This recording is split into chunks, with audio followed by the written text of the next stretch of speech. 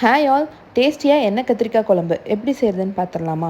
அதுக்கு ஒரு கடாயில் நல்லெண்ணெய் ஊற்றி 1 டீஸ்பூன் வெந்தயம், 2 டீஸ்பூன் கடலைப்பருப்பு, 3 டீஸ்பூன் நெடக்கடலை, 5 டீஸ்பூன் வரமல்லி, 3 டீஸ்பூன் வெள்ளை எள்ளு எல்லாத்தையும் நல்லா பொன்னிறமாகிற வரைக்கும் வறுத்து எடுத்துக்கணுங்க.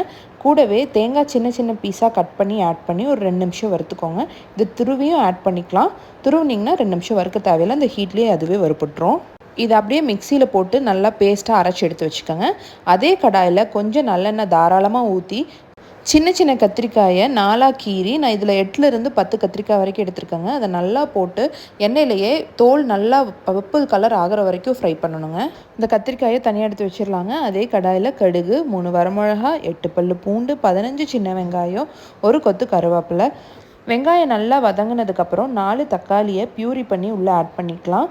நல்லா கொதித்து வரும்போது 3 டீஸ்பூன் ஃபுல்லாக மல்லித்தூள், 1.5 டீஸ்பூன் மிளகாய்த்தூள், 1/2 டீஸ்பூன் மஞ்சத்தூள் நல்லா மிக்ஸ் பண்ணிக்கலாங்க. நம்ம போட்ட மசாலாவோட பச்சை வாசம் போகிற அளவுக்கு வதங்கணுங்க. இப்போ ஆல்ரெடி அரைச்சி வச்சுருந்த பேஸ்ட்டை உள்ளே ஆட் பண்ணிக்கலாம். அதை நல்லா வதக்கி விடுங்க.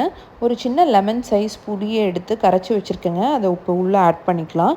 கூடவே உப்பும் ஆட் பண்ணிக்கலாம். இது நல்லா மிக்ஸ் பண்ணி விடுங்க.